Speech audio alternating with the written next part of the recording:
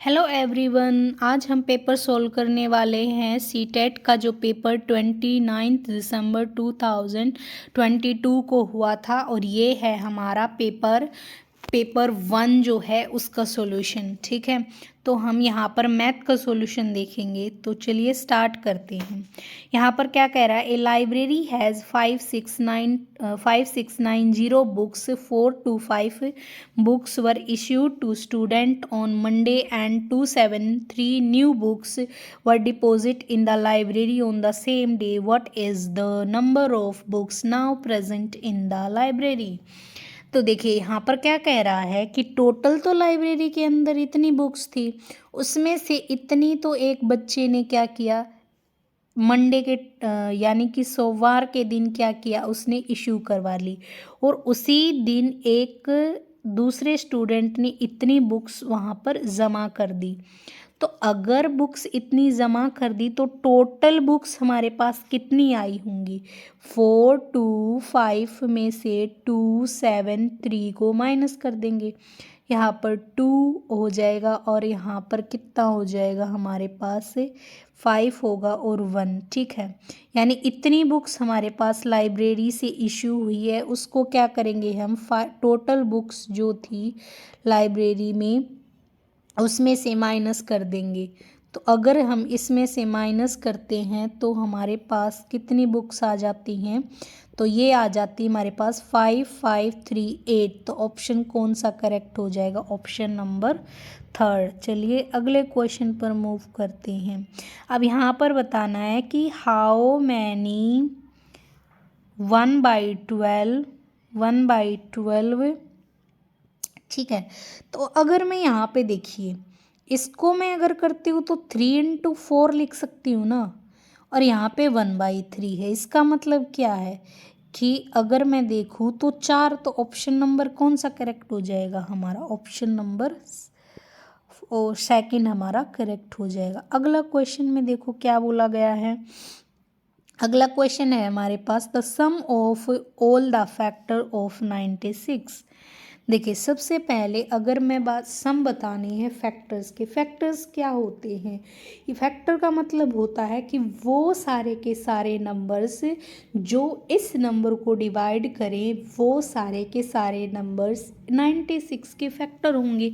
तो अगर मैं बात करूँ 96 के फैक्टर की, तो क्या क्या हो सकते हैं हमारे पास, तो हमारे पास वो होंगे, क्या क्या होंगे, 1 होगा, ठीक है, प्लस कर देंगे, फिर 2, ठीक है। सारे फैक्टर को हम क्या करेंगे, इस तरीके से ऐड करते चलेंगे, जैसे 3 होगा, 4 होगा, 6 होगा, 8 होगा, 12 होगा, 16 होगा, फिर 24 होगा, फिर 32 होगा, फिर 48 होगा एंड देन 96 होगा। जब हम इन सब को ऐड कर देंगे, इन्हीं का तो सम पूछा गया है, इन सब को क्या करेंगे हम लोग, इनको ऐड कर देंगे। इन सब को जब ऐड करेंगे तो हमारे पास टोटल सम कितना आ जाएगा, 252। तो कहाँ पर है, ऑप्शन नंबर 3rd हमारा करेक्ट हो जाएगा। अगला क्वेश्चन पे मूव करते हैं। Which of the following is the smallest number. देखो सबसे छोटा नंबर बताना है। तो यहाँ पर अगर मैं बात करूँ फर्स्ट नंबर में देखिए क्या करेंगे। फर्स्ट नंबर में यहाँ पर अगर मैं देखूँ तो 1 में मेरे पास 10 की पावर 4 है और ऊपर 10 की पावर 3 है। इसका मतलब ये तो कट ही जाएगा, एक ही पॉइंट है, यानी कि नंबर जो मिलेगा वो मिलेगा 985.3 मिलेगा। अगले नंबर की बात करें, नीचे 3 है ऊपर 4 है, मतलब 3 से कटेगा, ऊपर एक 10 बचेगा, तो नंबर क्या बचेगा, 6595 बचेगा। नीचे वाले की बात करें, नीचे 2 है और ऊपर 5 है, तो 2 से 2 कट जाएगा, ऊपर 3 बच जाएगा, तो नंबर आ जाएगा 343 और 3 की जगह पर 3 0 आ जाएंगे। इस नंबर की बात करें तो 3 नीचे है, 3 ऊपर है, तो कैंसिल ही हो जाएगा, तो नंबर तो बचेगा 744। ठीक है, अब यहाँ पर बात करेंगे सबसे छोटा नंबर हमारा फर्स्ट ही हो जाएगा, तो ऑप्शन नंबर करेक्ट हो जाएगा। अगले क्वेश्चन पर मूव करते हैं।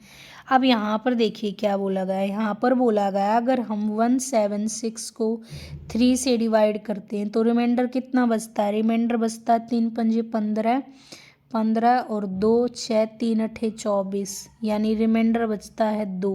तो क्या कह रहा है कि इन चारों ऑप्शन में से ऐसा कौन सा ऑप्शन है जो कि 2 से ज़्यादा रिमाइंडर है।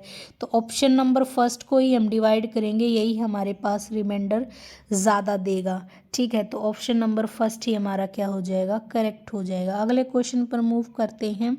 अगला क्वेश्चन है when a rectangle is rotated about the centre of a rectangle it's looks exactly the same at the following angle of rotation. देखिए, कोई भी फिगर हो, अगर हम 60 के मल्टीपल पर अगर उसको रोटेट करवा देते हैं तो वो फिगर हमें 60 के मल्टीपल जैसे 120 डिग्री हो गया, 180 डिग्री हो गया, 240 डिग्री हो गया, 300 डिग्री हो गया, 360 हो गया, यानी कि ठीक है। तो इस तरीके से हम उस फिगर को जब रोटेट करवाते हैं तो वापस से हमें वही फिगर शो होती है। तो मतलब 60 डिग्री पर क्या करेंगे, हम उसको रोटेट करवाएंगे। तो ऑप्शन हमारा फर्स्ट ही करेक्ट हो जाएगा। ठीक है, अगला क्वेश्चन है कि how many line of symmetry is a rhombus have. देखिए, रोम्बस इसका ऑप्शन तो हमारा सेकंड करेक्ट हो जाएगा, 2 होती हैं। वो कैसी होती है, देखिए ये हमारा रोम्बस है। डायगनली हम इसको इस तरीके से सेम दिखेगी हमें, और एक हमारे पास सिमेट्री ये होगी।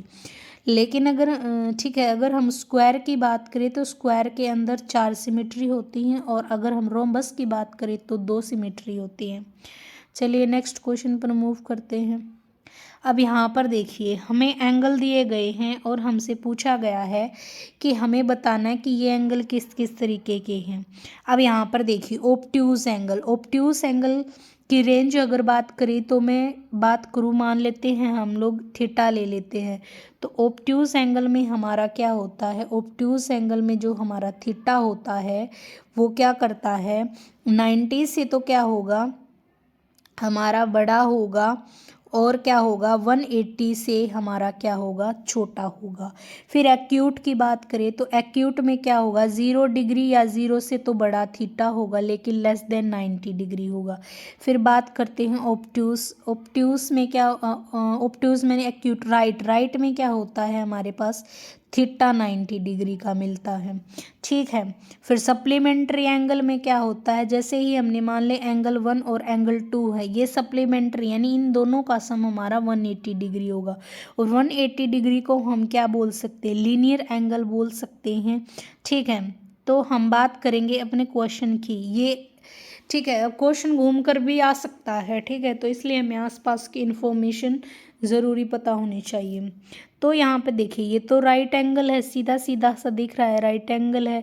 उसके बाद ये हमारा क्या है, एक्यूट एंगल है, ये हमारा ऑब्ट्यूज। तो ऑप्शन 1 ही हमारा क्या हो जाएगा, करेक्ट हो जाएगा।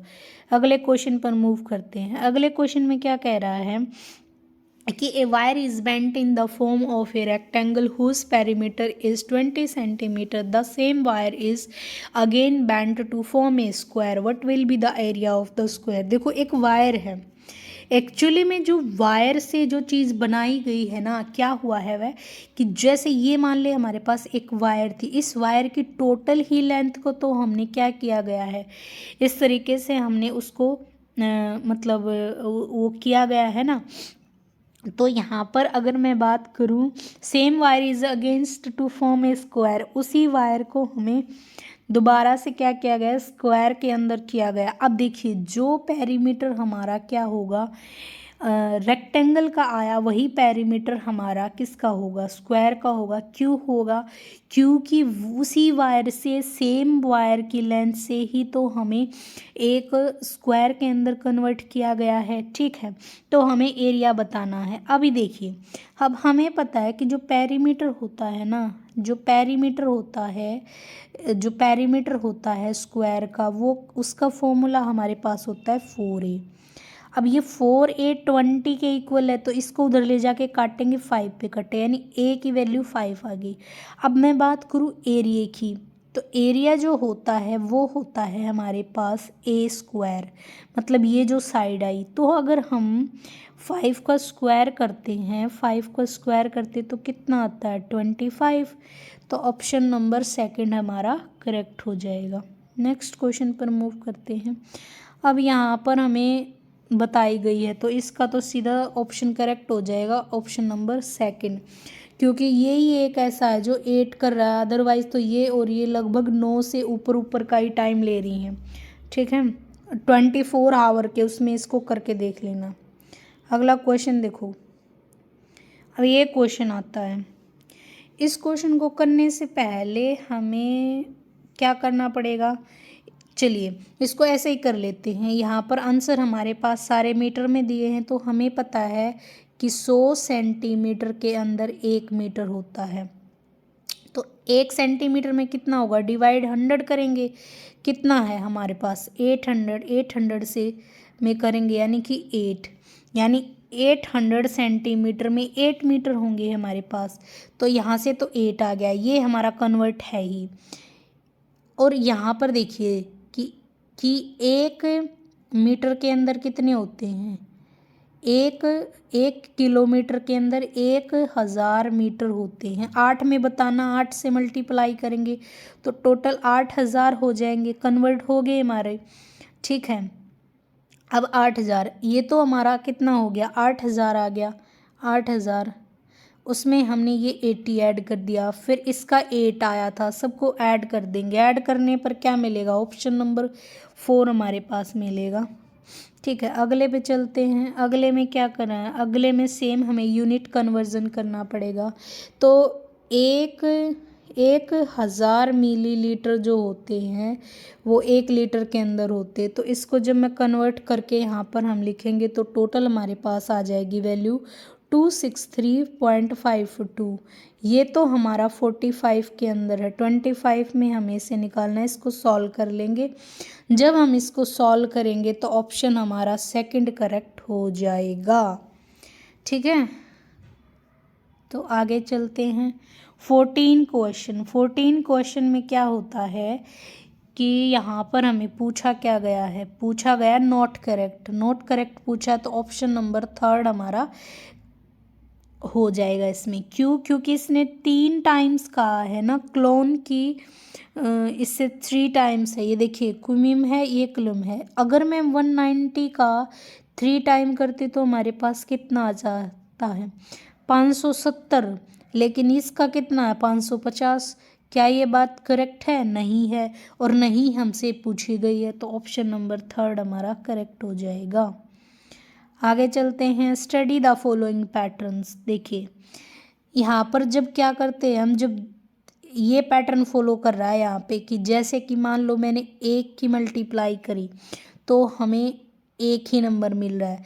जब मैंने 2 नंबर की मल्टीप्लाई की तो यहाँ पर क्या किया गया, 2 का स्क्वायर किया गया है, उसमें से 1 कम किया गया। फिर जब मैंने 3 का किया तो यहाँ पर कितना मिल रहा है हमें, तो यहाँ पर हमें कितना मिल रहा है 5, यानी कि सॉरी, जब हमने 1 इंटू 1 किया तो हमें 1 ही नंबर मिल रहा है। फिर हमने 11 इंटू 11 किया तो 1 to 1, यानी कि डिजिट की बात करें तो 1 1 कम हो रही है। यहाँ पर देखिए डबल से 1 कम है, मतलब अगर मेरे पास n डिजिट है तो उसको डबल कर दूँ और उसमें से मैं 1 माइनस कर दूँ तो मेरे पास ये आ जाएगी। ठीक है, तो यहाँ पर हमारे पास डिजिट की बात करें तो कितनी है, यहाँ पर डिजिट टोटल हमारे पास कितनी है 5, तो 5 की मल्टीप्लाई 2 से करेंगे, उसमें से 1 कम करेंगे, यानी 10 में से मैंने 1 कम किया तो मेरे पास आया 9। तो कौन से ऑप्शन में दिया, ऑप्शन नंबर 3 में हमारे पास दिया हुआ है। तो यही क्वेश्चन समाप्त होते हैं। अगर वीडियो अच्छी लगे तो वीडियो को लाइक करें, चैनल को सब्सक्राइब करें। Thank you so much.